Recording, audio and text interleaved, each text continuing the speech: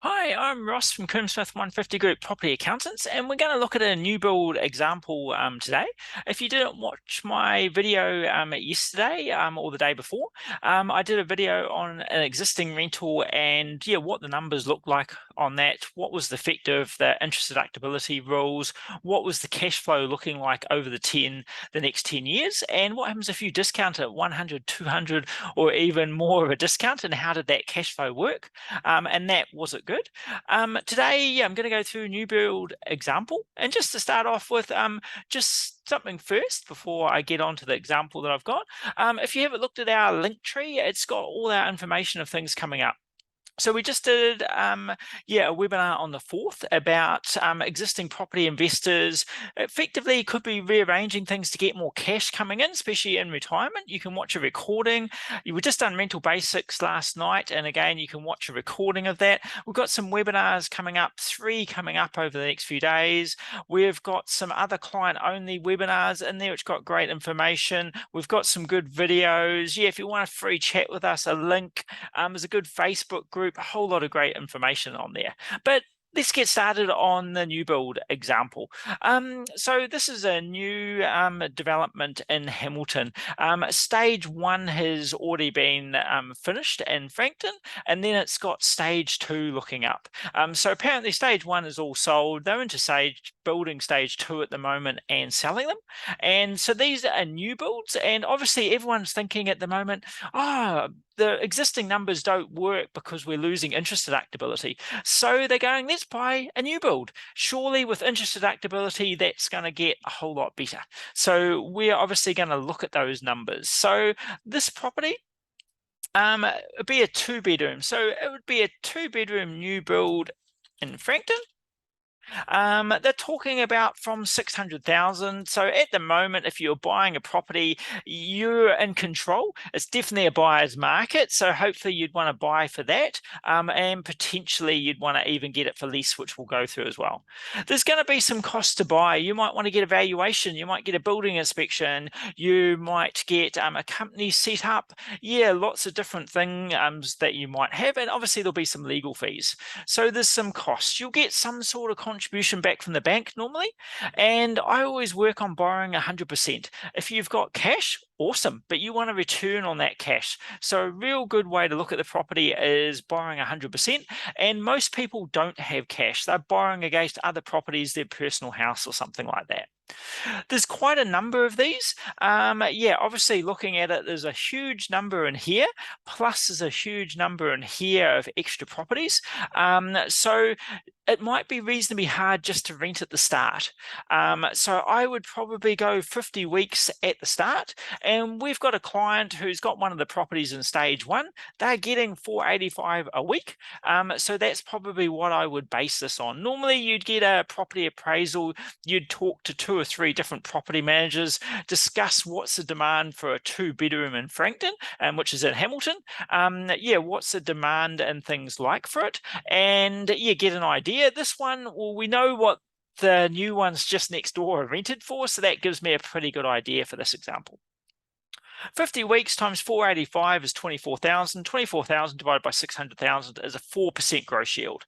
Interest rates are over 4%, so we straight away know this is negative. You've then got accounting fees. Not sure whether there's a body corporate or not on this one, but there is going to be some sort of costs. There's shared costs, there's shared parking, facilities, driveways, paths, everything. This one's actually got a reasonable amount, so I'd probably go higher than that. Hamilton insurance is generally quite low, and it's normally included in your body corporate. But sort of together, you're going to have an overall cost from running that. Interest rate 4.99% at the moment, which is your ANZ 1-year rate, and obviously that's interest only. Some property management, some rates a little bit lower because it's a townhouse. Repairs pretty low because it's a brand new property. Your first 10 years you shouldn't have a lot. Maybe some education, joining something like Waikato Property Investors Association. I'm Hamilton based, so I'm going to put some low travel. So with these numbers, we've got 24,000 in, 40,000 going out. We're losing 15,000 a year. So straight away, we're thinking this is not looking great. We would then get some good depreciation. There'll be good carpets, curtains, dishwasher, stove, heat pumps because it's a new property, but probably less driveways, paths, that sort of thing because it's more shared. So for tax, you're going to end up with a big loss of 21,000. If this is your only property, ring fencing is going to come in. So this loss can't offset your personal income. It has to offset property income. So the loss will just carry forward year after year after year, which will probably be the next 10 years unless you substantially pay it down. And you'll never pay any tax, but you'll not get any benefit from that. With it being a new build, you get to keep this interest deduction, so we don't have to worry about my ugly red arrows. And effectively, you're losing 15,000, paying no tax, still losing 15,000, and that's interest only. And that's our first year at 4.99%. So obviously what we look at for a summary, this is my Norton example I did of an existing one a day or two ago, which had a $24,000 loss after paying tax, and there'd be no interest deductions because it's an existing purchase now. This one's a new build, so my white is new build, costing us 16,000 a year is my estimated loss per year, interest only. P&I over 30 years would be 25,000. If it was an existing property and losing interest over 4 years, it would be 20,000 loss. And if it was no interest, you bought an existing property now, no interest from the 1st of October, it would be losing 21. So it's not these two.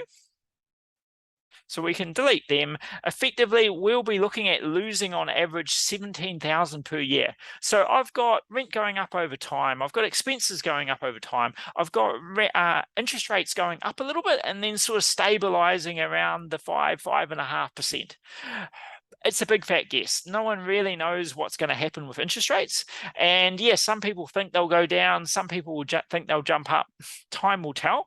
But my sort of best guess with them going up a little bit, then leveling out, we're still losing 17,000 per year. So over a 10-year period, we're looking at this property potentially, losing 170,000. So to me, that is a huge cash loss. You can't subdivide it. You can't add a bedroom. You can't really add value. It's a brand new property. It's all done. So to me, I'd really be wondering why you would buy this property. If you had just won lotto, got millions of dollars, got debt-free personal home, huge income, maybe, but you could probably still do a whole lot better. I also don't like one out of a whole lot. Like there's 100 plus in that whole area.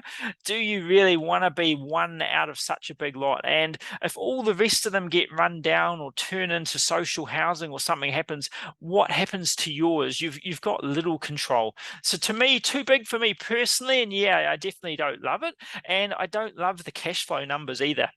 So to me, yeah, new build, 2-bedroom townhouse, probably going to struggle with your capital gain long term. Got terrible cash flow, losing 17,000 a year. It's really, why would you buy it? And to me, yeah, not really a smart investment. Even if you've got lots of cash, you'd be looking for something better than that. Let's say you could get it, instead of 600,000, you negotiate 500,000. So that obviously improves our 1-year numbers, improves our average. We're down to 12,000 loss. That is still a big loss. Yeah, that's over $200 per week, and you probably want to pay down the debt to improve it. So you're still looking at putting in 18,000 a year. Not enough for me. So at 400,000. 200,000 discount, you're getting down to $100 a week cost. It's getting manageable perhaps, and that's perhaps where you'd more take a risk.